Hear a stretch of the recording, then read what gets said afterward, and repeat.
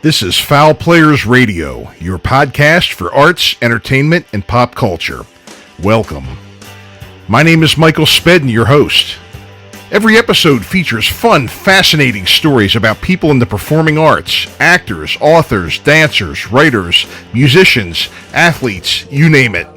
Folks who are center stage, backstage, on camera, or behind the scenes. Sit back and listen. Let's have some fun. Fowl Players Radio is a proud production of the Fowl Players Group and the official podcast of the Fowl Players of Perryville. Hi, this is Bud Becker. Hi, everybody. Dwight Weems from Gaz the Fun Band. Hi, folks. This is Jay David. Hey, this is Brian Damage from Kicks and Rhino Bucket. Hi, this is Kim of Kim's Crypt. Hello, my name is Gunhild Carling. Hi, this is Paul Castiglia, and you're listening to Fowl Players Radio, the one-stop shop for all your pop culture needs. And welcome back to another episode of Fowl Players Radio. My name is Michael Spedden, and today we welcome Lisa Manale. Lisa is a poet who has authored 3 books of poems, photography, and paintings, along with her late father. We talked to the Tampa native about the things that inspired her to become a writer, what it was like to collaborate with her father, and a bit about her next book, which is due out in 2024. You can find her books on Amazon.com/books or on BarnesandNoble.com. Type in Lisa Manale, and you'll find her books. You can also find links to her books in the show notes. If you're interested in professional comedic entertainment in your venue, fundraiser, or other event, please consider a murder mystery from the Fowl Players of Perryville. For bookings and other information, please call 443-600-0446, email foulplayersperryville@yahoo.com, and our website is foulplayersofperryville.com. And don't miss the Back of the Rack, the Michael Spedden Show on 97underground.com, Baltimore's pure rock worldwide, where we feature songs you forgot you liked, current and classic local rock, hard rock, and metal classics that never die. Tune in every Tuesday at 4 p.m. Eastern. Listen on your computer or download the app so you can listen wherever you go, 97underground.com. And we at Fowl Players Radio are proud to support artists and encourage you to consider shopping small and supporting them as well. Links to their books, albums, tickets to their shows, and other items can be found in the show notes of every episode. We thank you for tuning in and listening. Remember, you can help us greatly by clicking the like and subscribe buttons and giving us a fair review. Our main website is foulplayersradio.com, and our YouTube channel is youtube.com/@foulplayersradio. We'll be right back after these words. Hello, listeners. We at Fowl Players Radio thank you for all of your support over the past 10 seasons and nearly 300 episodes. We would like to encourage you to keep listening and spread the word. Audio versions of all episodes can be found on our main website, foulplayersradio.com, as well as on many of the other platforms you can see here. You can find all of our Season 9 and 10 episodes, as well as some best-of episodes and shorts on our YouTube channel, youtube.com/@foulplayersradio. Be sure to hit the subscribe button to get alerts when new episodes are released. No matter what platform you choose to listen, you can help us greatly by hitting the subscribe button and giving us an honest review. You can also help us by supporting us at patreon.com/foulplayersradio or at buymeacoffee.com/foulplayerw. Your support makes it possible for us to continue to be your one-stop shop for all of your pop culture needs. Be sure to follow us on social media, Facebook, Instagram, and Twitter for new episode announcements and news and updates on all of our guests. Thank you, and enjoy this episode. And welcome back to another episode of Fowl Players Radio. Tonight our guest is Lisa Manale. She is a poet who has published 3 books and is working on book number 4, and she's going to tell us all about these books. They're poetry books that also includes art and other things in them. And you also had a special co-author on these books, too, that you're going to tell us all about. So welcome to the show, Lisa. Thank you. Thank you for having me. I appreciate it. Thank you. I'm glad to have you here. We've been talking about this for a good while now, trying to find the right time to get you on and to give me a chance to look through your books. And they're wonderful, wonderful books. The poems in there, I can tell, straight from the heart and just about what you're going through at that certain time in your life, and enjoyable, very nicely done. And tell us about this here. I know there's a few details I'm sure you'd like to probably break to our audience about them, about your co-author and everything else. So go right ahead with that. Okay. Well, how I first started out with the first book, I'd been wanting to do that for a while, do the first poetry book, and I had arranged to put together my poetry I had done over the last X amount of years prior to 2019, and I was going to use some of my photography I had done over time. That was the first book. I was going to do my photography along with some of my poetry, and I was telling my dad about it. I said, Dad, I think I'm going to do a poetry book with the things I've written over time, and I'm going to do little photography in there. And he thought that's really cool, and my dad also he wrote, but he hadn't written anything since 20 years earlier, and but he still had these old writings, all handwritten and or even typewriter, he had used, and so he thought, hey, he goes, well, if you want, you can, if you want to put some of mine, you can have mine to put in there with your book if you want. And he didn't think anything about, becoming a co-author. He was just saying, hey, you want my stuff, you can have it with you, and I said, well, I said, I even have a better idea. I said, why don't I just make you a co-author on the book? And he immediately was so excited about that. And he didn't have a lot of poems in that first book, but he had maybe 15 or so poems. And then I said, Dad, why don't also, because my dad's an artist too, or he was an artist, paintings, did a lot of paintings. And so I said, why don't we do some of your painting images in that first book too, instead of, photography? And he was just, he was ecstatic. He loved the idea of doing that. And so we kind of picked up from there. We got together, we went over his old stuff, we tweaked whatever we needed to, and it was real exciting to do that first book. The whole first book was an experience anyway for me. Obviously, I was still learning the process when I was doing it, but it was really cool to involve him at that point. And so that's how it happened with the first book. That's how he became a co-author. And of course, it follows into the second and third book as well. But that's how I got him to become a co-author on my books. That's great. And it's really interesting how not only did he have his writings that he's had for years, but also paintings and photographs that he'd taken, and you included them all.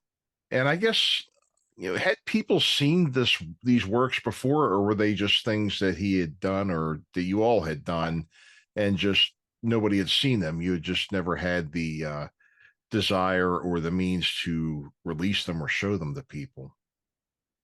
Well, my dad had been painting since he was, 15 years old. I mean, Oh, okay. so everybody that knew him over the years, they had seen a lot of his work, and he had sold a lot of his work over the years, and so he's done multiple paintings, and so yeah, some people had seen his work, but Hmm. nobody had seen it in a book like this, and nobody had seen this, so there was a lot of stuff in there people had not seen before.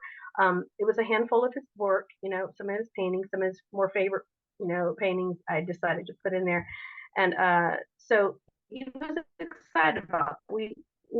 We had fun putting that together because I really involved as much as I could.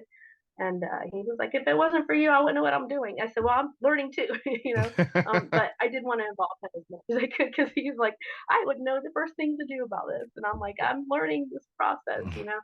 So, so yeah, so his paintings people had seen over the years, and he had, these are paintings he had done just over the years. Some of them Hmm. were done 20 something years ago. Some of the paintings were done in the recent years. Hmm.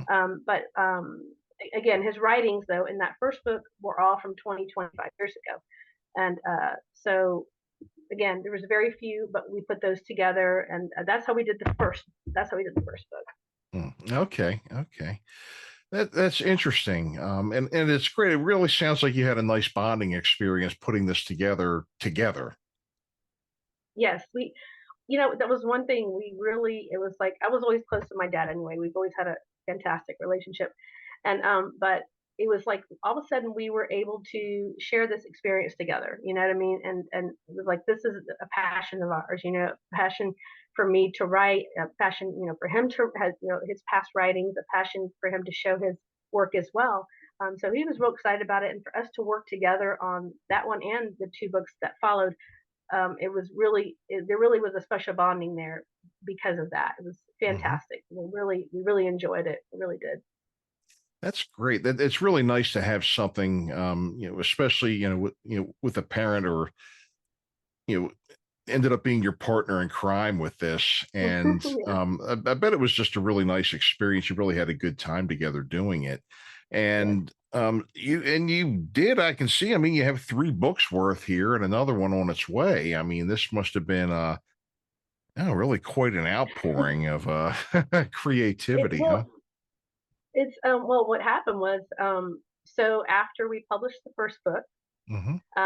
my dad was, he was so happy and so excited about it, um, and again, it was an experience on the first book because I was learning as I was going along, as I was putting it together. I was making the decisions on what I wanted to do for the cover and how I wanted to do the inside, and so wasn't sure how it was going to turn out. I didn't know all the ins and outs. There's a lot to learn when it comes to that, Hmm. the publishing world. So after that happened, I I had started writing. In the interim, I had started doing a lot more writing, and it was probably around June of 2020, Hmm. because the first book was published October 2019, and so the second book around June 2020. I was telling my dad. I said, Dad, I'm in the middle of writing a bunch of more stuff, and I've written a bunch in the last 6 months, and I think I'm going to do a second book. Now, at this point, I still, in my mind, the second book's going to be just me because I'm working on this second book. I've got a bunch of poetry, and I think I'm going to go ahead and do photographs this time. And my dad thought, oh, that's fantastic. This is really cool. And he said, I don't think I have it in me to ever write again because mind you, he had not written in years. Hmm. And I said, "Oh no, Dad." I go, "You come on, you know how it is. Creative people, it's always in you. Sometimes you go through the dry spells, Hmm. and I go, look at you. There was times you didn't paint Oh. anything for a year, and then he would Hmm. paint like 5 paintings in a week. So I said, it's just no different when you're writing. It doesn't matter. Hmm. It's the same thing. Anybody that has a creative mind, it's the same thing. You're going to go through those dry spells. I said, it's always in you, Dad. It just has to hit you. And he said, yeah, I guess you're right. And it was probably within just a couple of days later, he sends me a text and he said, hey, I wrote a little something here. It's just a little something. You could just tell me what you think. If you like it, it's cool, I mean, whatever. And I read it and I go, oh my God, Dad, this is fantastic. This is great. I said, see, I told you. And he's, yeah, well, it's just a little something. And in his mind, he's thinking, okay, I just wrote something, but, he's not going to write anymore, just a little something. And next thing you know, he's like texting me almost every day with, another one, another poem, another one, another one. And I was like, oh my gosh, I go, Dad. And I was like, every day he'd text me something else. And I'm like, hold on, I got to get it into my computer, you know? Yeah, And I wow. mean, I was excited at the same time. I was happy, like, because, at this point, my dad, was 81. And I was Hmm. like, oh man, I was excited that he had it, it was burning in him again to do this. And Hmm. so I was real happy that it kind of stimulated his mind to keep writing at this point. So he was writing one after the other, one after the other. I said, well, I'll tell you what, Dad. I said, I'm on the second book now. I'm working on it. I said, I'm gonna go ahead and make you co-author on the second book. And he's like, oh, great. So, and then of course he had a lot more poems at this point too, because we would just, it was just he had so many. He had so many that for 6 months he had written so many that I knew that I would have to go and do a third book eventually for the overflow because I had so many already. And Hmm. and he would keep asking that too. He used to say, "Hey, you think we'll ever do a third book? You think we'll do a third book?" I said, "I'm sure." I'm sure we will because, I said we've got so many already for the second. Because at this point we had, wrapped up. I showed him everything I was going to do with the second book. I showed him, what cover I was going to pick, and I wanted him involved, even though I had, kind of was putting everything together myself. I still wanted him involved on every part of it. And so and anyway, so he really loved it, and he couldn't wait. He was so excited to see that one, be published. And so that was in June of 2020. And then in December 2020, at the end of December 2020, my dad passed away. So, and it was right before the second book was published. So it was very, very, it was hard because, he couldn't wait. He was so excited for this second book. He just thought it was the coolest thing, and he couldn't wait to see how it would turn out. And so it was like the publishers got a hold of me like 2 days after he passed, and like, okay, we just need the final okay on this last thing before it goes to print and publication date. And I was like, what? Wait a minute, wait, oh my gosh. And at first I kind of, I was like, screw it, I don't even want to finish it now, I mean, it was finished, but it was like I didn't even want to go to the next step because I was so upset that my dad couldn't see it, So but I thought about it, and I said, Dad would tell you, you better move forward on that. So so I talked to the publishing company, and they were really good with me about this, and so they understood what happened. And I said, listen, I said, a few different things you can do for me, and they did. I said, can you, number one, I said, can you change the publication date to February 19th, which was my dad's birthday? And because it was ready to be published in January, and they said absolutely. And I said also, I had written a poem about my dad passing, like just the week he passed. I had written a poem, a really sad one, and so I said, can you put this poem in the very back of the book? Because at this point everything's already put through. But I said, if you can put this in the very back of the book, and I said, and also a picture of my dad, I'm going to send you. And I said, can you do that for me? And they said yes. And the other thing I asked them to do for me, which they did, the dedication I had already put to my dad anyway. The dedication was going to be for my dad anyway, which that was the one thing I didn't tell him I was going to surprise him with, So obviously after he passed, I said, can you, change the dedication a little bit? So I had them reword it for me because, at this point he had passed, so it was still dedicated to him. And so that's how the second one, kind of ended up happening. And then the second one ended up getting published, which was the Journeys of the Heart. And of course, I still had so many other poems left over, Right. of my dad. So, and then eventually that's how, when I decided, okay, I was, again, I kept on writing. And so I knew at this point, okay, well, I've got enough for the third one. And I knew I was going to put that together. So I worked on that one, and I knew that my dad would be the co-author once again on that one, even though he wasn't here anymore, Sure. And so I did the third one, and basically this new one that's going to be coming out, the fourth one, will be the first book I'm doing by myself, without my Okay. dad, since I don't have any more writings. I did find some of his old writings when I was right before I published the third book, that I was like, hey, I found a couple of writings I added to the ones I had already in the book, Yep. Mhm. And then I found about 3 more that will be in this fourth book, even though he won't be the co-author in the book. But I did find like 3 more, and I said I'm going to put them in the book, and I'll just put his name below them as Sure. well. So, Sure. but that's how it all happened with Yeah. the first 2 books and my dad, and how it all happened, and it Mhm. really it worked out great. I mean, to me, it was a great experience that I could I could have shared with my dad, and I really wish he could have seen the other 2. But again, I felt like I did whatever I could to so he will be remembered that way, about Sure. things that he did. Right. Okay.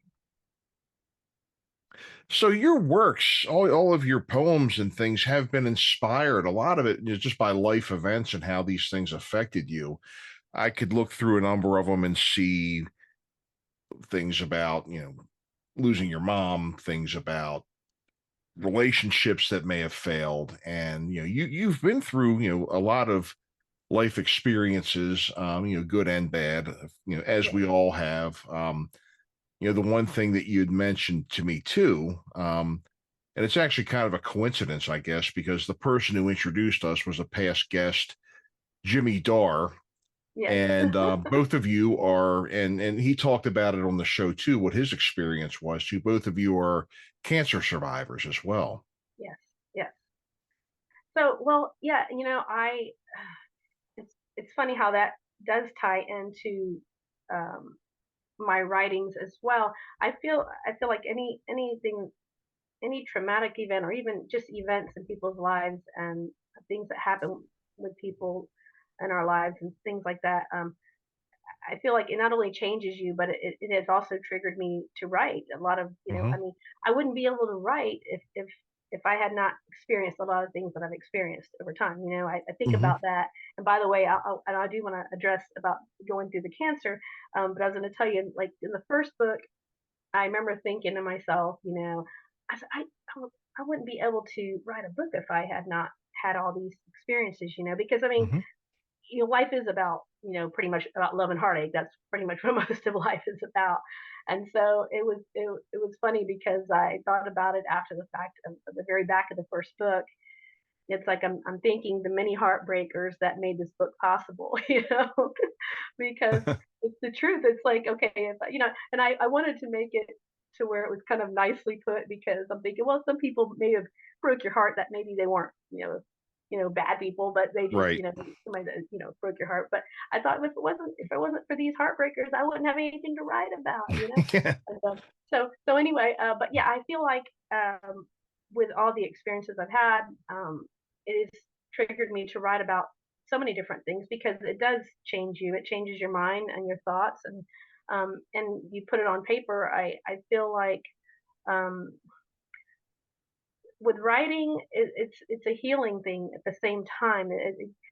For Mhm. people that maybe I'm not a suppressor when it comes to my my thoughts, my feelings. I just write out with it. But I feel that when I write, it's a healing thing for me as well. When I write about it, because I'm expressing myself on paper. Maybe I'm not talking to somebody else about it, but I'm putting it on paper, Mhm. whatever it may be. And I find that it's helped me through so many things. It really has. It's hard to explain that, but it's the truth. And Mhm. so yeah, I went through breast cancer in 2012. All Mm. of 2012 was a blur for me, that's for sure. It's But October, by the way, too. I know, and yes, this is a very important month. I have my next appointment coming up next week, actually, Mm. and so if all comes out clear, which I'm sure it will, it'll be this year will be 12 years. Hmm. Yeah, 12 years cancer free. So, or Right. 11 Right. years. Yeah. So, yeah. So but I do feel like that again, it changed me. Going through that, it changed me a lot. The way I felt, the way I looked at things, I'm sure. and it was just it was, again, it's an experience. I think that any experience that people go through that's traumatic for them. Some people go through divorces, some people go through health scares and things like that, or losing a loved one. It really does change you. I believe that. And again, no, I feel like writing has helped me tremendously. And I didn't really think that is possible, that it could help in healing. But I've had people that have come to me about my books and have said, "Oh, I really love this one and this one, and this was great. Oh, this one is a tearjerker, so great." And I'm like, "Oh gosh, I didn't get you depressed or anything, because I don't want to, get anybody sad and depressed. Although there's a lot of sad stuff in there, but again, there's good stuff too. I write about everything if I can. I try to write about a variety of things because I don't like to stay on one subject. But had people tell me, it actually no, it was. They're like, no, it's not. It's not. It wasn't depressing. It was actually. It helped me. It actually helped me to read that. So I think not only, and that makes me feel good to know. Hey, if that helps even somebody clear their head a little more, and give them a little Mhm. healing experience too through my writing, that's fantastic. Because I think they feel like it reaches them, and that they're not the only ones that have gone through this or that. Mhm. That they feel like it's an experience that, hey, it's nice to know that someone else understands what I'm talking about. Mhm. Um, so yeah, so yes, I went through that, and again, I do feel like that there's something to be said about going through experiences like that. I think it definitely has triggered a lot of writings for me, no matter what. Sure. I Yeah, I can imagine that, and and I did read a number of your works where it did come through like that, and it really did make you feel something. I mean, it was very well done. I mean, I can't say I'm a connoisseur on poetry, really. I mean, I've done some writing myself. I've written a number of songs and a few murder mystery plays, and usually with me, it's more comedic than anything else. It's not really deep or a reflection of any kind of feelings. It's more or less Yeah. for laughs, but um, it's a gift that you really do have to be able to get your words, or get your feelings into words, I should say, Thank you. and to put them down and to have somebody really get it. Really says a lot. That's really where the art comes in, I think. And then and as well as all the the beautiful paintings and photographs in the books too. I mean, these are really nice. You really did a nice job on putting these together, and I think you really got something great here. You really do. Thank you. I try to I've tried to make each book a little bit different. Mhm. I don't want it to be. I didn't want it to be, and I still don't want it to be where, I don't want somebody to look at the second book and go, oh, it's just like the first book, or another book and say, oh, it's just the same, and it's not. Yeah. I try to. Yes, there's gonna always be about Mhm. some happy, some sad stuff, but I wanted each one to be a little bit different on some of my writings, which it Mhm. happened that way anyway because I can't force myself of what I'm thinking that I'm going to write about. It just Yeah. comes to me. So depending on what I went through in that last year or whatever, it makes me write about certain things. So there is a lot of different subject matter, and it's not just my own experiences. Sometimes I write about that's happened to other people and that I understand because maybe I've been through it or I've written stuff for other people, like certain situations Mhm. it has triggered me to write. And, or, I try to throw in things about, like nature or something, Mhm. because I want a kind of a little combination of things. And you mentioned about, about comedy, about things like that. And my dad had a really crazy sense of humor. Hmm. People that know him knew he like oh Joe, and because he had a really funny sense of humor. You just had to know him, and it's hilarious. But so he he had written some funny stuff a long time ago that he used to tell us about, and we giggle about it because he was like, "I'm going to write a book about this," and he Hmm. eventually turned it into a poem and all. But so in the third book, he had that whole 6 months, the last 6 months he was alive, when he wrote all that stuff. He also wrote a lot of like some of his dry humor, Mhm. his Dad twisted jokes. humor. Yeah. So he wrote a lot of funny stuff in that third book. So in the third book, it's got something completely different than the other two as well, because not only did he wrote some sad stuff too, um, but in that third book, he's got some of his twisted humor. And I had to put it in there. I'm like, I got to do this for Dad. I've got to have Mhm. this funny stuff in there. So it's really funny. There's some funny stuff in there. So Hmm. again, the third one was a little different. I try to change up different things on each book. Um, and it's great. The photographers, I have plenty of photographer friends, and so I wanted to share their work in the second and third book, which I'll be doing in the fourth book as well. But I really wanted to share their work, and they've taken such amazing photographs, and Mhm. I try to throw a few of mine in there, but I really like to have these people, have their artwork in their photographs, and and then I'll do an acknowledgement, in the book for them and everything. And then I'm gonna do on this fourth book, again, I try to do a little changes on each book. So on the fourth book, with the acknowledgement page on the photographers, I'm actually gonna go ahead and put the links to their websites and stuff like that. Kind of another push for them as well. So in the creative world, we all like to support each other, and Mhm. Sure. Sure. to help each other. I try to do that as much as I can because I've been, I kind of call this phase of my career. I'm still an active actor, but I don't play music hardly anymore, and I kind of call that, getting, like when an athlete retires, getting off the field into the booth. This is kind of my getting into the booth. I mean, I still do it, but And I know, but writing is hard work. I mean, Yeah. you can sit down and you can, I mean, if I wanted to, I could sit down and churn out, you know, 20 or 30 Right. stupid limericks or something like that, just being a goofball. But to really write, I mean, songs, I mean, I remember too, and you kind of alluded to this as well. I would go through phases where I could churn out like 10 of them. 10 of them would hit me. I'd write out lyrics to 10 songs and get, get a rough thing of the music that we would work on later on. Right. And then it would be, tumbleweeds Yeah. for a month or so. And then boom, here come the floodgates again.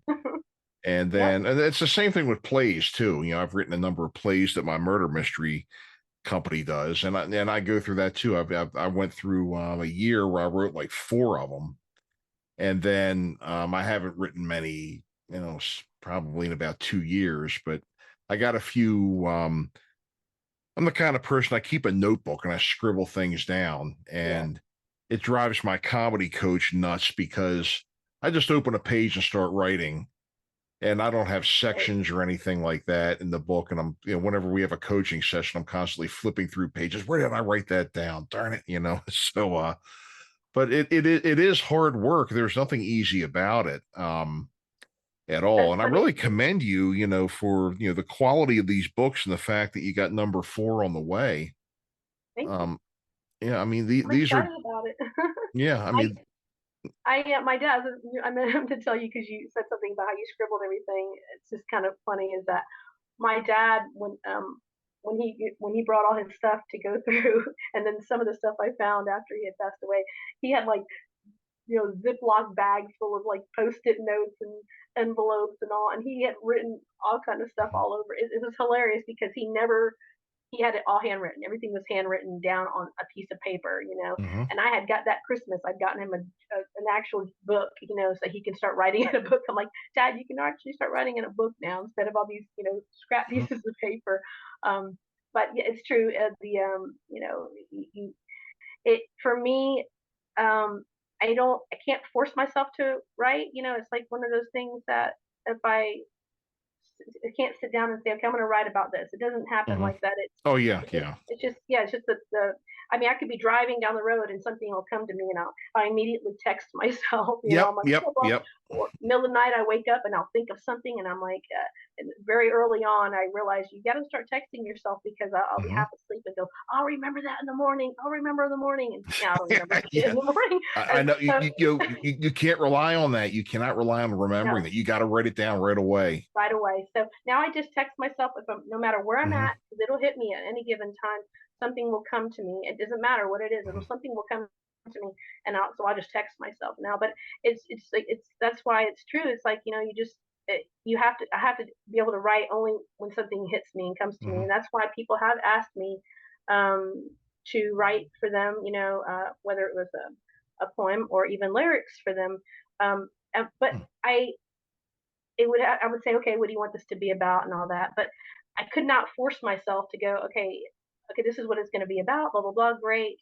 I couldn't just sit down and start writing. Mhm. Sometimes it would take me weeks for something to hit me to want to write about it, and or to trigger me to say the right thing or how I want to say it. And so it has to hit me. It definitely has to hit me for Mhm. sure. Right, right. But yeah, you got to write it down though. Like as we were saying, I mean, there's times in my crazy notebook where I've written something down and I've forgotten about it. Then I'm flipping through. I'm like, oh yeah, that. Yes, I have it. And then you Right. remember it and you have it again to use. But I could probably fill 3 more notebooks of things I forgot to write down, and that could have been great. So, oh, yeah, you understand. You understand. Yes, I have to write Yes. everything down now. Yep. Have you ever I mean, do you ever go out and do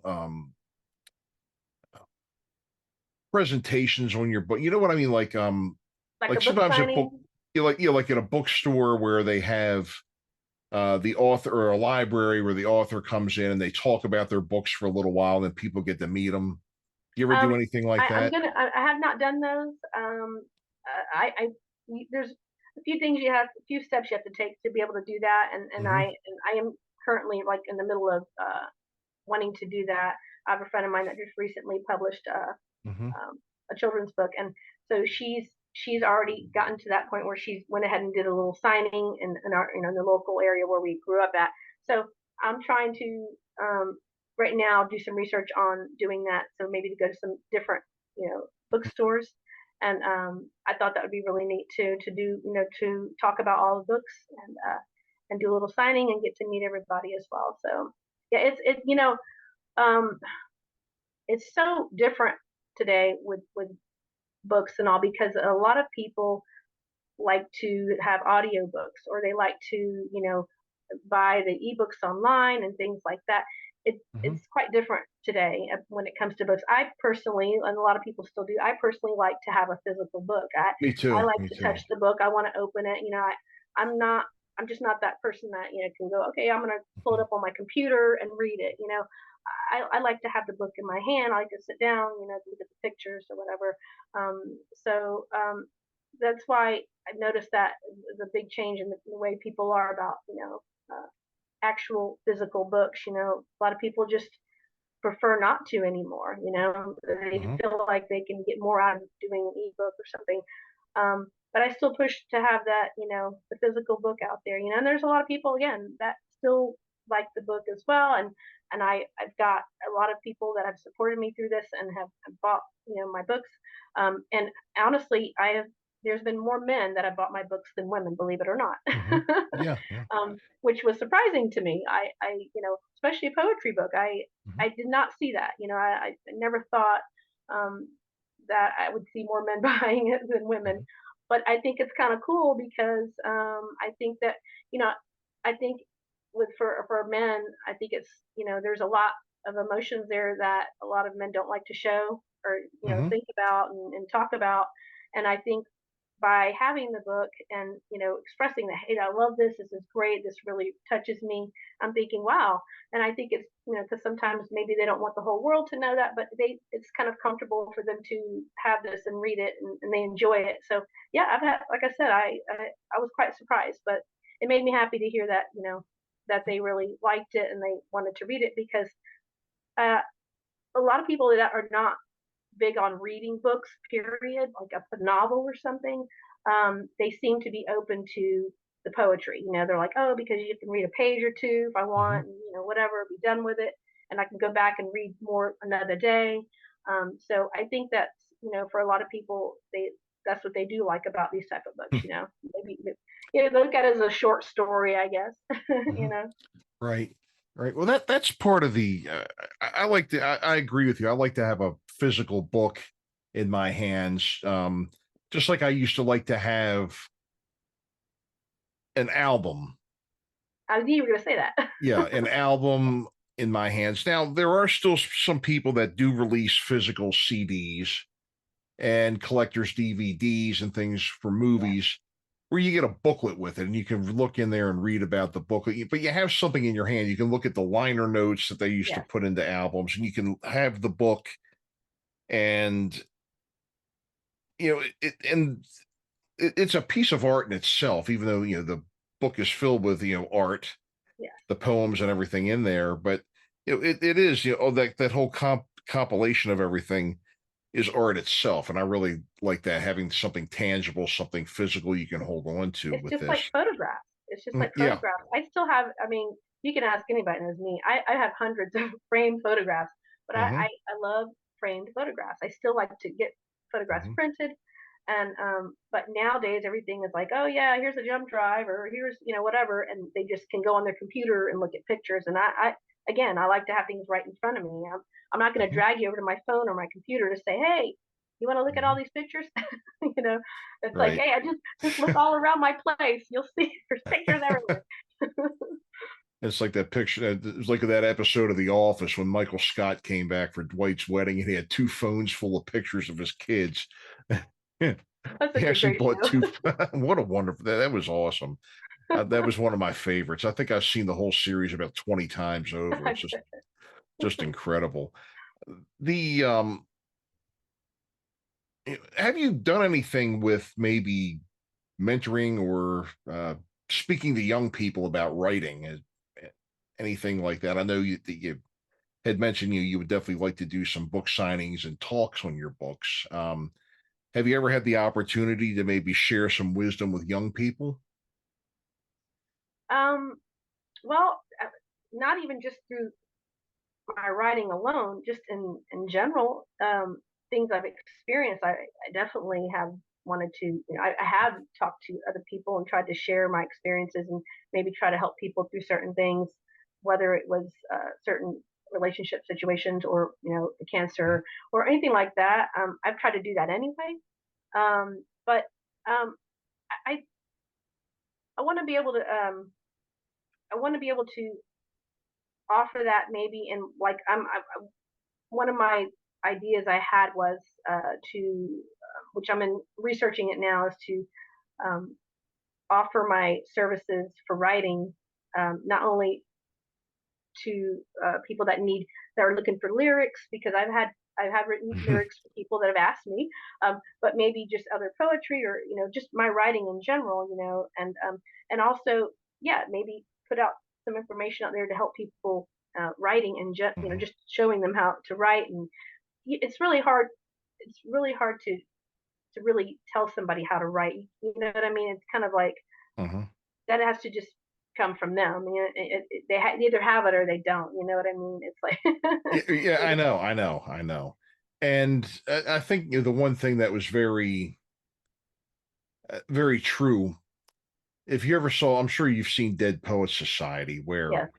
Robin Williams, was it Mr. Keating was his name, was up in front of the classroom, and they were talking about poetry, and they're saying, poetry is heavily structured, and it's this, that, and the other thing. And he told them to rip the pages out of the book and just get rid of it because it was, what do you say, excrement, So very true, very true. I mean, there isn't one way to do it. I mean, having somebody look at what you do and maybe trying to piece something together for themselves is, a way to go. But it's really difficult just to teach. I mean, you can give people some pointers and some fundamentals and things like that, but Yeah, really, it's got to come from them, or if it's there, you know. I agree. I agree, and that's why there's a lot of I noticed online there's a lot of contests and things like that. You can Hmm. enter and some places are some of the companies are they're pretty open about what they'll accept. You can oh Hmm. yeah you can send us this, this, and this. And then you have these other companies are like, well, it has to be this many words, and it has to be this many lines, and it has to be written this way, and it has to rhyme or whatever. They have too many, like I'm like, you can't make that many rules, for someone that's writing from their heart. It just doesn't happen that way. Right, right. But, And this but is, that's what's out there, I'm like, yeah, it doesn't make any sense, you can't force what you want someone to say is what they're right, trying to right. say. Yeah, And that, because none of my poems, they're all different. Some of them rhyme, some of them don't. Some of them are short, some of them are long, some of them are so in depth, and it's just they're all different. They just and it comes out of mhm, me just the way it comes out on paper. It's just just like mhm. Hemingway said, it's like there's nothing to writing. You just sit down at a typewriter and bleed, and that's the truth. That it really is Mhm. the truth because It, you just write mhm. down what you're thinking and feeling. It is. It's word art, is what it is. It's not like you can go up to somebody and say, "I want every penny that you make to be Yeah, blue." exactly. I mean, you can't do that. It's not just not going to work. What comes from people, and that's Yeah. that is what it is. Some other things I'd like to ask you about here. I mean, you've got your books out here. I think, did you allude to had you ever considered writing stories or anything like that, or novels, or whatever you would want to? Yes.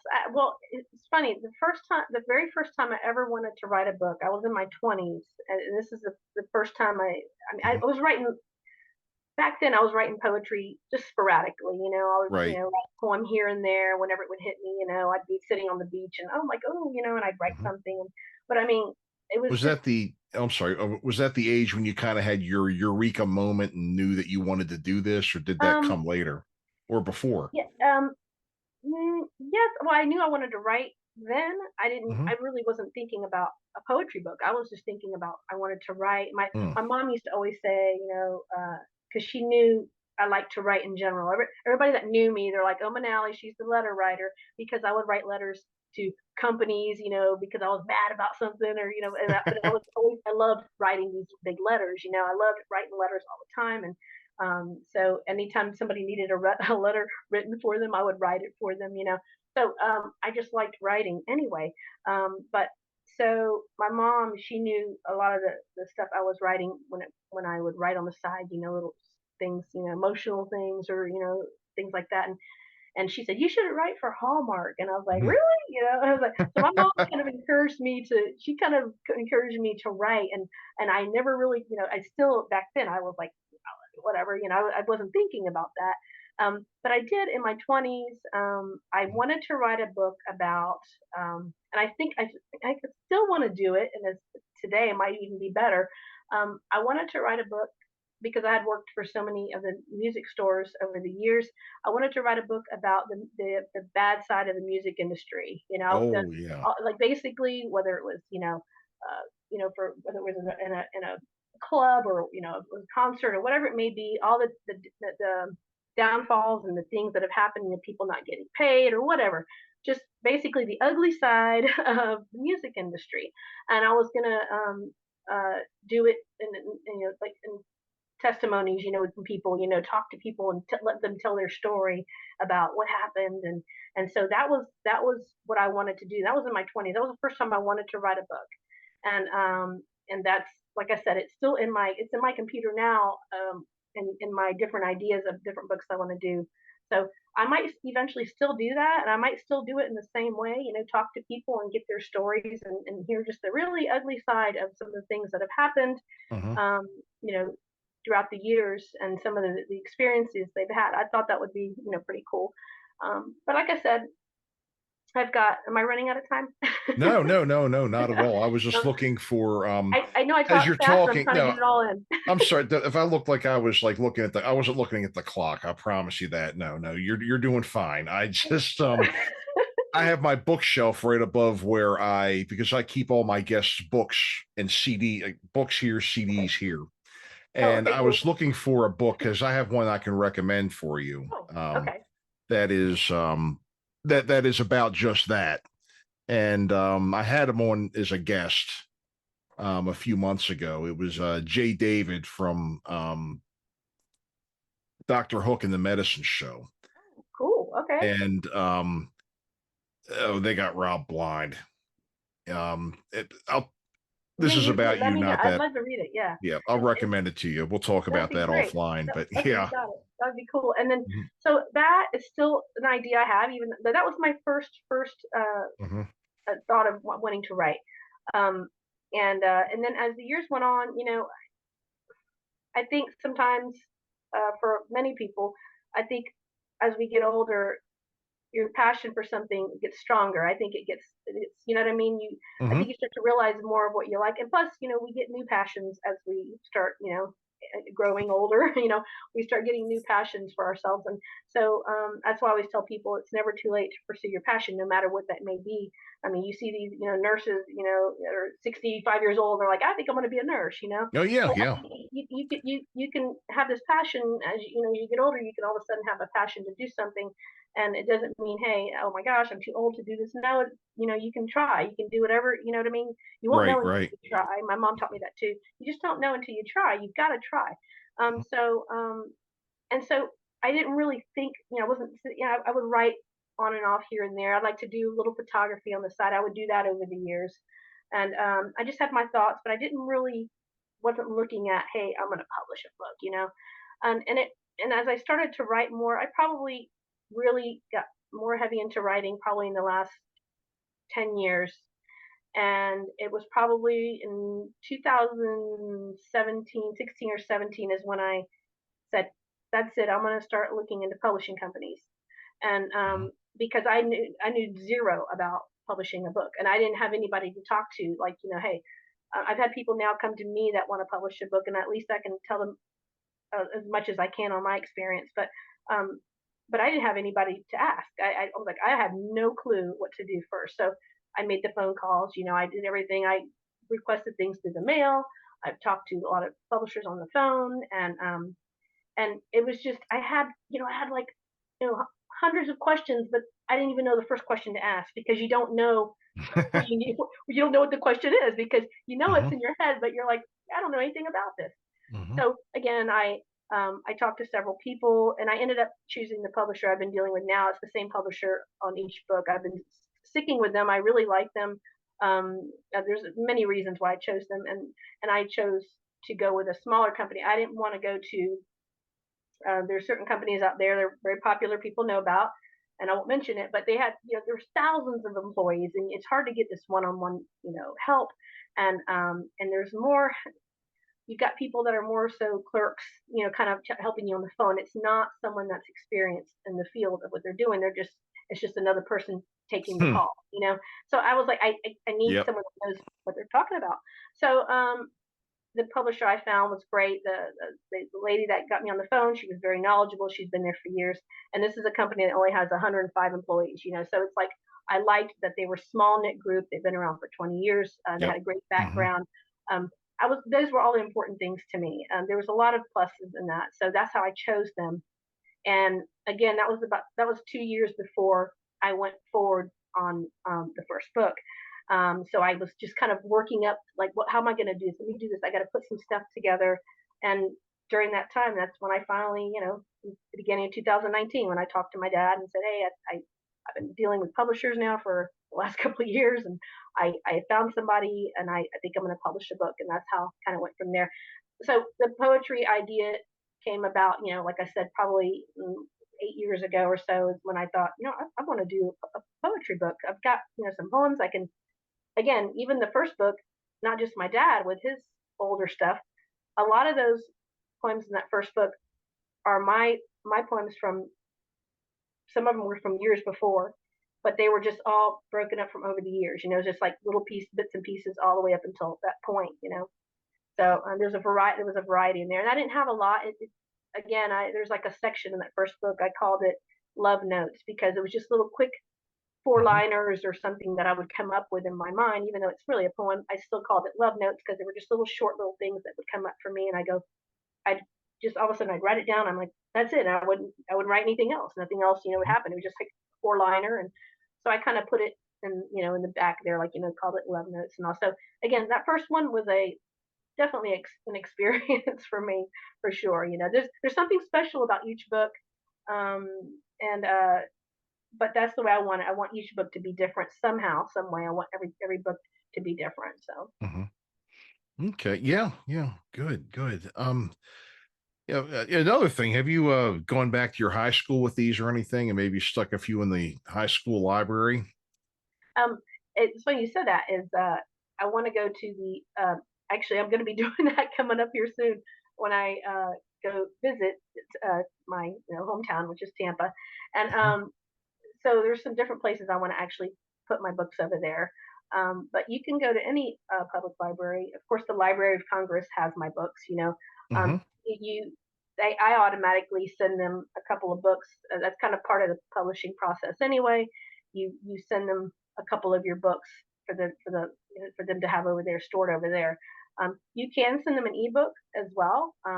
They will accept it that way, but I've always sent them the two books that they require, either an ebook or two actual physical books. So I always mail the physical books. Like, Mhm.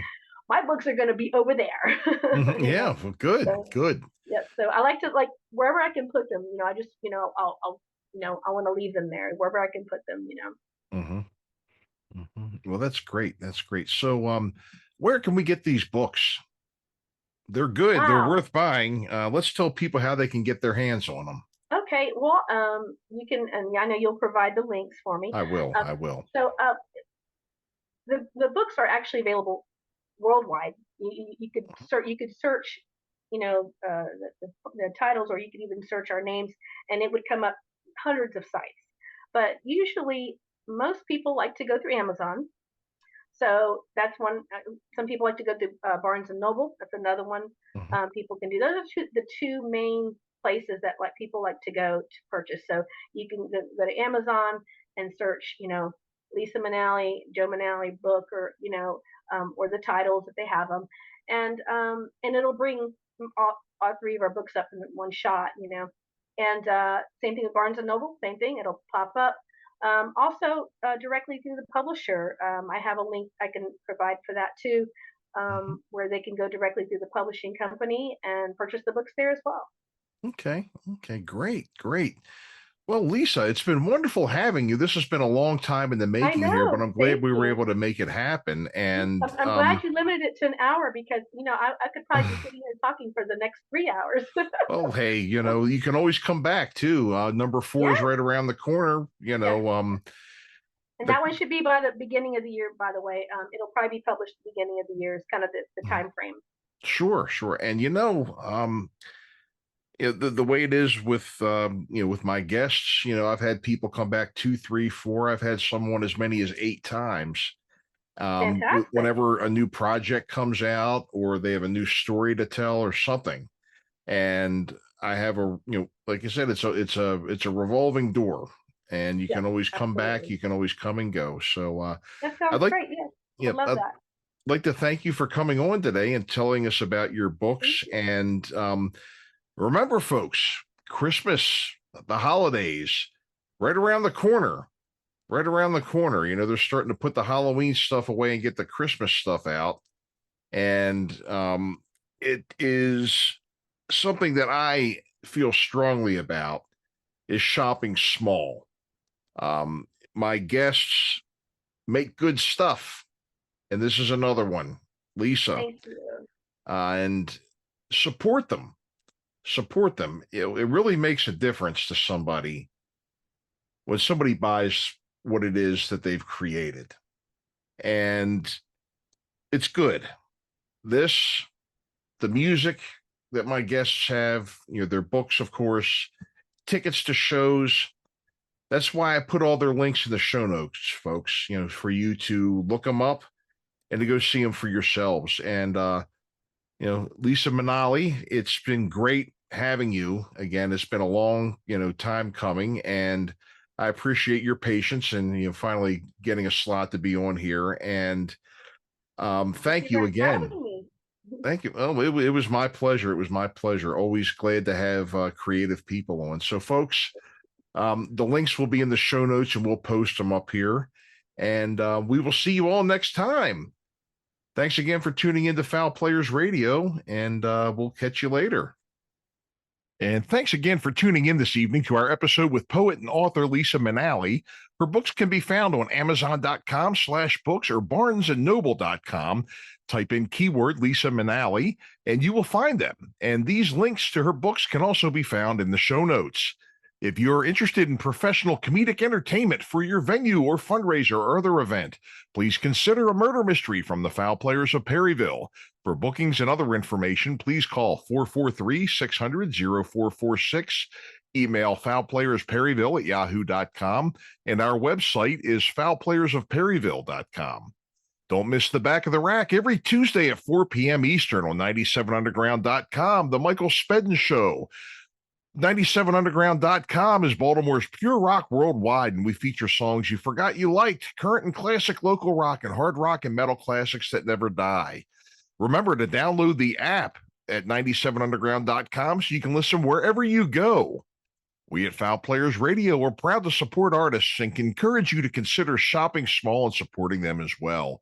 Links to their books, albums, tickets to their shows, and other events can be found in the show notes of each episode. We thank you again for tuning in and listening. Remember, you can help us greatly by clicking the like and subscribe buttons and giving us a fair review. Our main website is foulplayersradio.com, and our YouTube channel is youtube.com/@foulplayersradio. Until next time, folks, this is Michael Spedden signing off.